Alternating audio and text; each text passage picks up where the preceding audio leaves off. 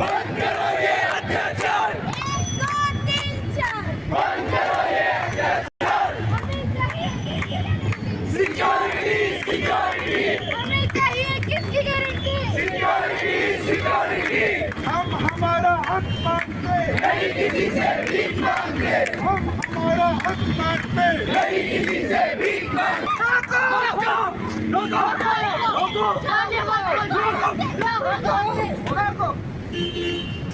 एक ऐसा आवाज को दबाया जाता है।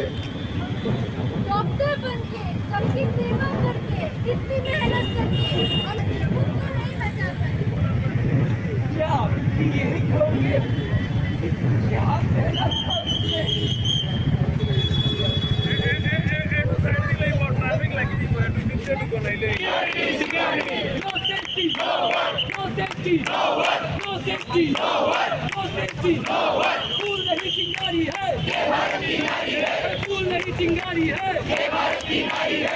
খুবই ন্যাক্কারজনক ঘটনা। আমি তীব্র নিন্দা জানাই। এটা সভ্য সমাজের জন্য একদমই একটা কলঙ্কময় দিন।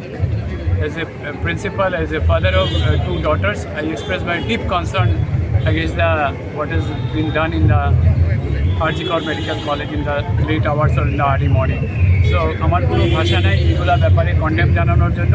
আমরা আমাদের কলেজের সিকিউরিটি নিয়ে যারা নিরাপত্তামূলক ব্যবস্থা নিয়ে আমরা পর্যালোচনা করে যাচ্ছি এবং জেডিএ যে ডিমান্ডগুলো আমাদেরকে দিয়েছিল বেশিরভাগ ডিমান্ডই আমরা পূরণ করেছি। আর কিছুটা আমাদের সময় লাগবে। বাকি we are all working on this and hopefully will be able to come with settlement. আমাদের কিন্তু এই জেডিএ আন্দোলনে কিন্তু ওরা যথেষ্ট সহযোগিতা করেছে। ওরা আমাদের কোনো কাউকে পেশেন্টকে হসপিটালে আসতে বাধা দেয় নাই, কোনো কর্তব্যরত চিকিৎসককে বাধা দেয় নাই। আমাদের ওপিডি সার্ভিস কন্টিনিউ হয়েছে আমাদের সিনিয়র ফ্যাকাল্টি মেম্বারদের দিয়ে। আর আমাদের ইমার্জেন্সি যেগুলো ডিউটি আছে ট্রমা সেন্টার, আমাদের আইসিইউ, আমাদের ওটি সব আমাদের ওখানেও কিন্তু পিজি স্টুডেন্ট এবং জুনিয়র ডক্টররা সিনিয়র টিচারদের সাথে সম্পূর্ণ হয়েছে। আশা করি নির্দিষ্ট সময়ের ভিতরে এগুলো সমাধান করা সম্ভব হবে। Thanks all of us. Thanks all of to you that you have gathered here. Like it's really overwhelming to see such support. We are doing this protest since last 1 week now. As we all know, whatever happened in RGCR Medical College was very heinous. It is very condemnable. We have done our bit in their support, and we are doing it, and we will continue doing this unless and until the justice is not prevailed. And we really hope the state government as well as the central government, we are just talking about the state government, we're not talking about the central government. I'm urging both the governments to come forward to take this matter very seriously, and unless and until the culprits are not behind the bars, unless and until we are not getting a substantial answer from the governments, we are not going to back up. And this is just the beginning. You guys have no idea that we as a community are very resilient. We will do everything on our part because our safety is paramount, because if we are not safe, nobody is safe here. If we can't do your work, you guys are not safe. So it is not a battle of us, it's a battle of all the people, all the public. I urge everyone who is a medico, who is a non-medico to come up, to come forward and take this fight everywhere unless and until the culprits are behind the bars. One more thing I want to say, we in the Silchar Medical College, we are trying our every bit to support the cause, but at the same time, we are not letting any emergency patient going down.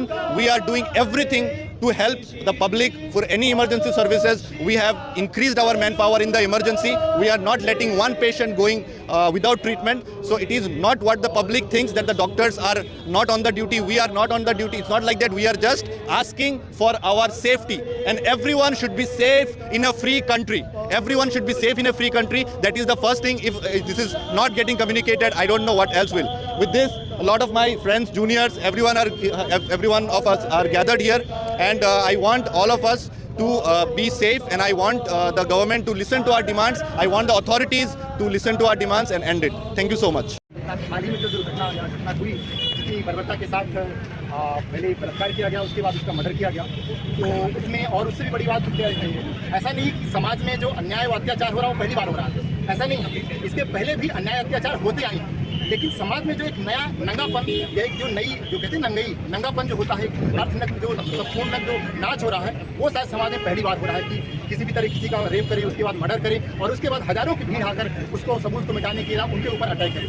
तो और फिर उससे भी ज़्यादा बात, जिन माँ बाप ने जब मैंने मीडिया में ये समाचार सुनाया उसके बाद सुना कि जिसकी बेटी मरी, जिस माँ बाप की बेटी मरी, और उसके बाद उस माँ बाप को अपनी बेटी का ही चेहरा देखने के लिए 3 घंटे का इंतजार करना पड़ा।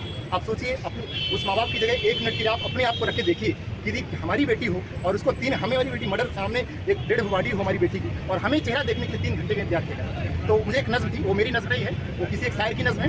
ये जो 10 साल पहले निर्भया केंद्र और जेएनयू में ऐसे ही कुछ विचार हुआ था, उसमें कही गई थी, उसमें एक माँ का दुख, और वही मुझे दुख एहसास हुआ, मुझे नज़्म याद आई।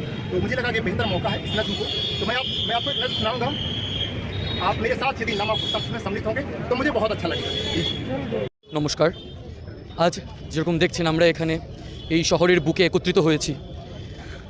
আমরা যে ঘটনাটি ঘটেছে সেটি নিয়ে কিছু বলার নেই, সবাই জানে, পুরো দেশ জানে, কিন্তু এখনও এই দেশের অনেক মানুষ কিন্তু জানে না। আজকে যখন আমরা এখানে জড়িত হলাম, একত্রিত হলাম, অনেক মানুষ এসে জিজ্ঞেস করছে কী হচ্ছে, কেন হচ্ছে, আরে এইসব কী, এখানে নাটক চলছে, কী নাটক, কী ঘটনা।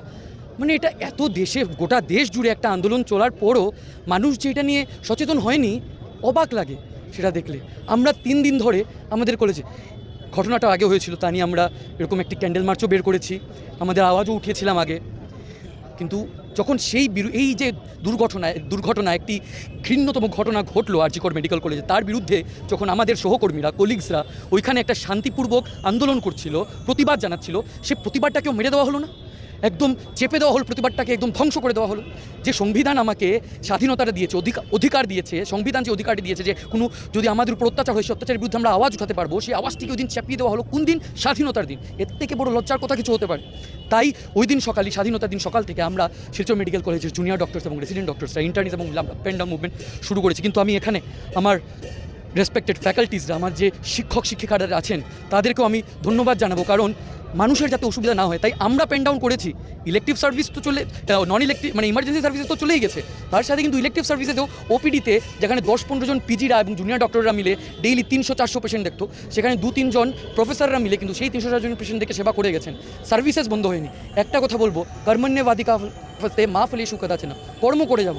আমরা আমাদের কর্ম, মানুষকে সেবা যেখানে করছি ওখানেও আমরা কর্ম চালিয়ে যাচ্ছি, আর আমরা এই যে আমাদের আওয়াজ তুলছি এটাও আমাদের কর্ম, আমাদের ধর্ম, আমাদের সহকর্মীদের দিকে। তো কর্মণ্যেবাধিকার ফস্তে মা ফলেষু কদাচন, কর্ম করে যাবো, ফলের চিন্তা করবো না। এই যে আমরা এখানে দাঁড়িয়েছি, সবাই এতজন মানুষ দাঁড়িয়েছে, আমরা জানি না এটার কী প্রভাব পড়বে মানুষের উপর, মানুষকে এটার পর আদৌ সচেতন হবেন, আরও কি মানুষ জানতে পারবেন, আমরা সেটা জানি না, কিন্তু আমরা সেটা কোনো অপেক্ষাও করছি না সেটা নিয়ে।